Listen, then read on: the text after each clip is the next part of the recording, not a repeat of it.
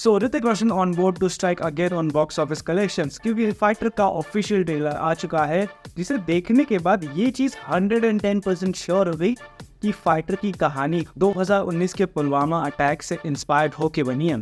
तो बिना टाइम गवाए स्टार्ट टू एंड ट्रेलर का प्रिंट आउट शुरू करते हैं। तो ट्रेलर की शुरुआत ही दो एयरक्राफ्ट की लड़ाई झगड़े से होती है, जहाँ पे भाई एक तो समझ में आता है कि अपना पड़ोसी मुल्क का पाकिस्तान है, और दूसरा एयरक्राफ्ट है अपने इंडियन एयरफोर्स का, जिसका नाम है सुखोई 30 MKI। अब ये देखो, ये नाम मुझे गूगल पे से मिला है, तो अगर कोई गलती हो तो माफ़ करना। अब देखो, ये बात बताना ज़रूरी तो नहीं है, लेकिन फिर भी मुझे लगा तो मैं बता देता हूँ। तो ये जो एयरक्राफ्ट है सुखोई 30 MKI, तो ये एक ऐसा एयरक्राफ्ट है जो एनिमी है, यानी कि जो दुश्मन है उसके जो रेडार्स है उन पे दिखता नहीं है, रिसीव हो जाता है।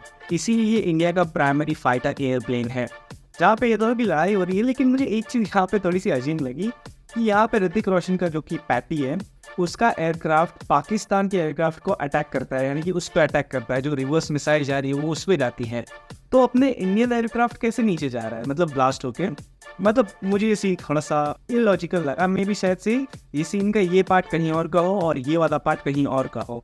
फिर उसके बाद अनिल कपूर का डायलॉग आता है कि तुम इंडिया के बेस्ट टॉप एविएटर्स हो। अब एविएटर्स का मतलब ये होता है कि जो मल्टीपल पायलट्स होते हैं, मतलब एक साथ जो मल्टीपल पायलट्स होते हैं, या कह लो कि फ्लाइट डेक के क्रू मेंबर्स। फिर उसके बाद शुरुआत के 55 सेकंड तक वही पुराने शॉट्स दिखाए गए, नाच गाने वाले एक्सेट्रा एक्सेट्रा शॉट्स दिखाए गए। लेकिन उसके बाद ट्रेलर थोड़ा सा डार्क टोन में शिफ्ट होता है, यानी कि थोड़ा सा हैवी होता है। स्टार्टिंग का जो 55 सेकंड है वो थोड़ा सा लाइट रहता है, और आगे का जो टाइम है वो पूरा मूवी की कहानी को रिवील कर देता है, जो कि बिल्कुल भी पसंद नहीं आया कि भाई तुमने पूरी की पूरी कहानी ही रिवील कर दी। जहाँ पे ट्रेलर के आगे हमें एक बॉम्ब ब्लास्ट देखने मिलता है, जो कि हमें टीजर में भी देखने मिला था, और उसके बाद कुछ शहीद लोग भी देखने मिलते हैं, और पूरे ट्रेलर का टोन एकदम से हैवी हो जाता है। जहाँ पे हमें ये भी बताया जाता है कि ये पुलवामा अटैक की सिचुएशन को दिखाया जा रहा है, और हमें क्लियरली बता दिया गया है भाई ट्रेलर में ही कि मूवी का जो मेन कहानी है वो क्या होने वाला है।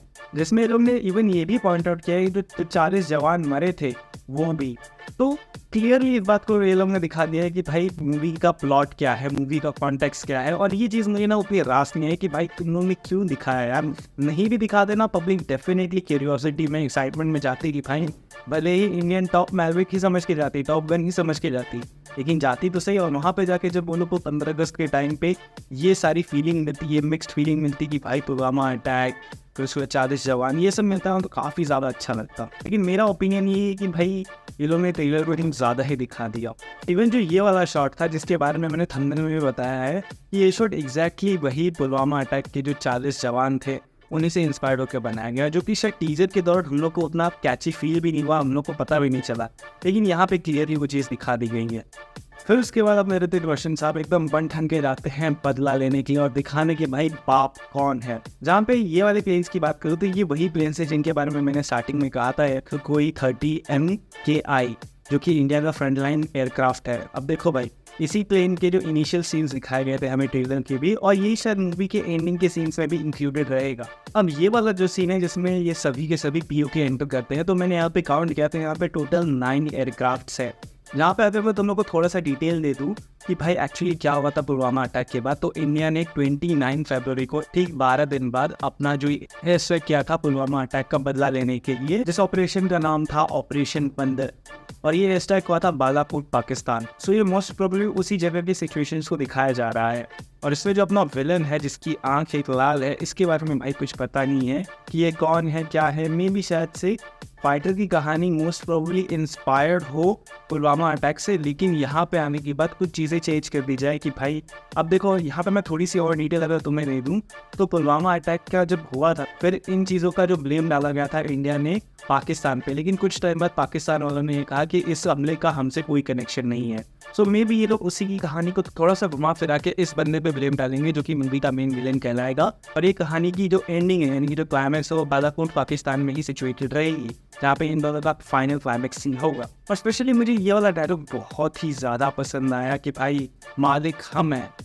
ये तो रौला दिखाता है भाई कि इंडिया का क्या रौला है पाकिस्तान के आगे। जहाँ पर फिर मूवी का जो एंटागनिस्ट है, यानी कि जो मेन विलेन है, वो ये कहता है कि हमने सुसाइड अटैक किया, तुमने एयर स्ट्राइक किया, लेकिन अब जंग होगी। तो ये बेसिकली दिखाता है कि बालाकोट की सिचुएशन के बाद भी ये दोनों के बीच में आपस में लफड़ा होता है, और वो क्या होता है वो देखने में नहीं मज़ा आएगा।